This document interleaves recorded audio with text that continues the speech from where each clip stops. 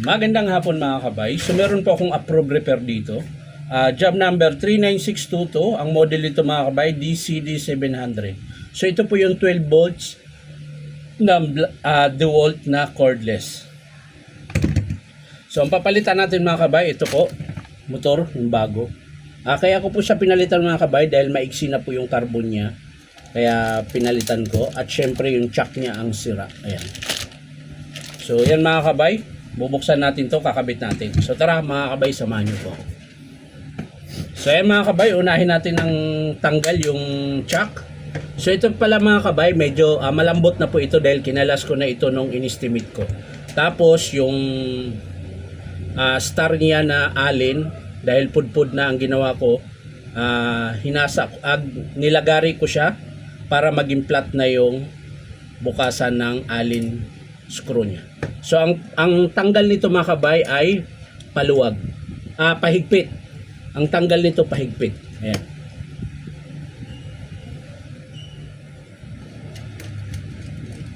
So ayan mga kabay. Alas ko na po yung screw.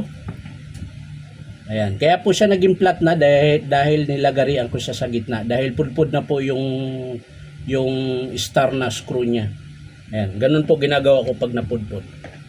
So ito, pag kinalas ko mga kabay, syempre malambot na ito dahil nabuksan na natin. Ayan. So paluin lang natin. Ayan, kalas na siya kaagad. So, pero pag ganitong cordless mga kabay, malambot lang po talaga yan. Pera na lang doon sa malalaki na cordless yun. Matigas yun. Nilalagari ko pa nga yun pag nagpalit ako ng chuck. Pero ito hindi na kasi medyo malambot lang to.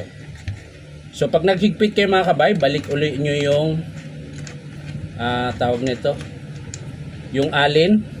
Ayan. Tapos higpitan nyo, paluin nyo rin papunta doon. Pakaliwa. Ayan.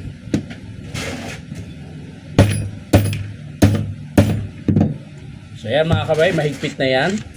Tapos balik natin yung kanyang screw. Ayan. Ang higpit naman ito mga kabay, paluwag. Ayan. So kung kanina pahigpit, ito naman paluwag. Baliktad po ito mga kabay. Yung paluwag niya is pahigpit. So ayan mga kabay, mahigpit na. So okay na tayo dyan. Dito tayo sa kanyang motor. Ayan. Palitan natin yung motor niya.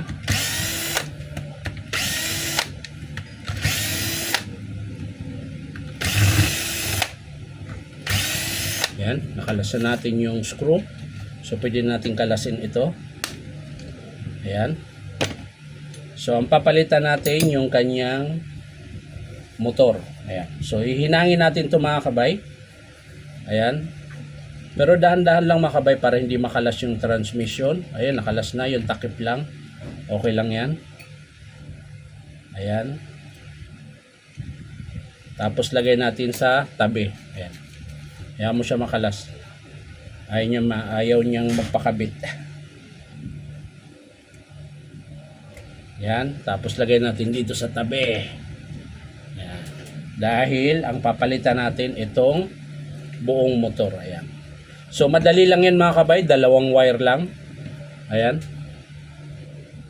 So pula tsaka itim lang naman yung wire dyan. Ayan. So pag tinanggal ito mga kabay, ayan, gamit lang kayo ng panghinang para mahugot nyo po yung kanyang wire. Ayan.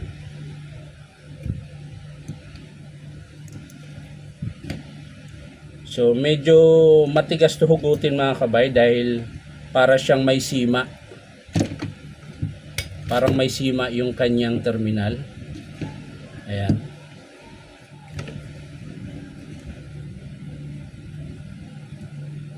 Kaya siya mahirap hugutin. Tapos nakahinang pa. Kaya ganyan. So sa akin mga kabay, inaalog-alog ko lang siya para makalas yung hinang. At syempre yung pinakalock nung wire ay matanggal. Ito matigas to. Kailangan natin gamitan ng long nose. Pitpitin natin yung Parang sima niya. Ayan, alas na mga kabay. So ikakabit natin yung luma, yung bago na motor. Ayan. So sa pagkabit mga kabay, ganun uli, pula sa pula, itim sa itim. So ang nakalagay lang dito, ayan, pula lang, sa kabila wala. So hindi kayo malilito niyan mga kabay pag kinabit. Ayan, una natin yung pula, hinangin natin.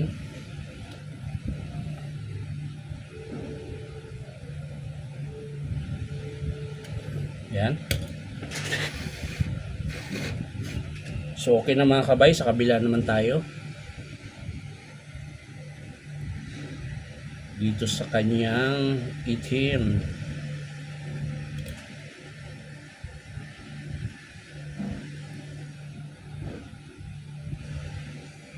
So yan na mga kabay. So natapos na tayo, kakabit na natin yung transmission. So kung paano nyo kinabit kanina mga kabay, ganun din po yung pagbalik.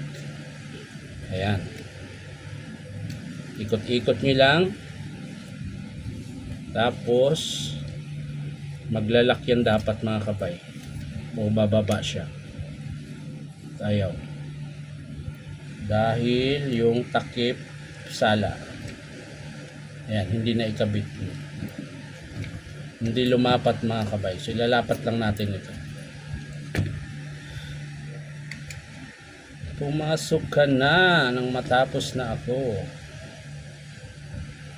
Uy, talagang dumidikit siya doon, no? Yun. Pumasok na siya mga kabay. Pumasok ka na. Ayaw pa talaga, oh.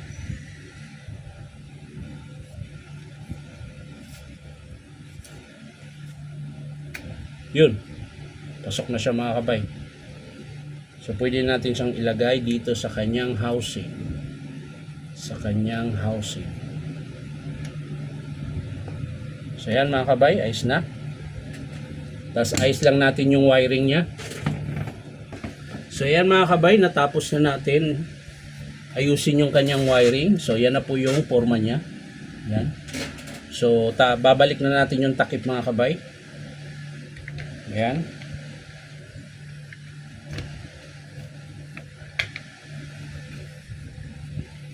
Pumasok ka na. Nakakalang.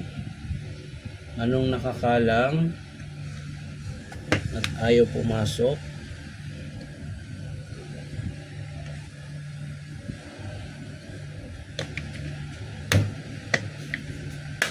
So yan na mga kabay, ayos na. So higpitan na lang natin yung screw.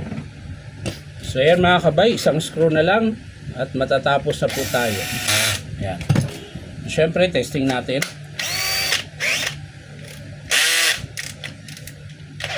Yun.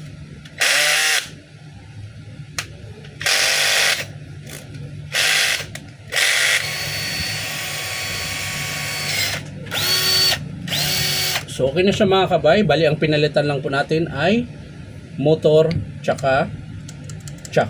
So maraming salamat mga kabay sa panonood at palike and share na rin po. Sa mga gusto magpa-repair mga kabay, punta lang kayo dito sa Powerman Hardware, 530 T. Alonso, Santa Cruz, Manila. Bye-bye!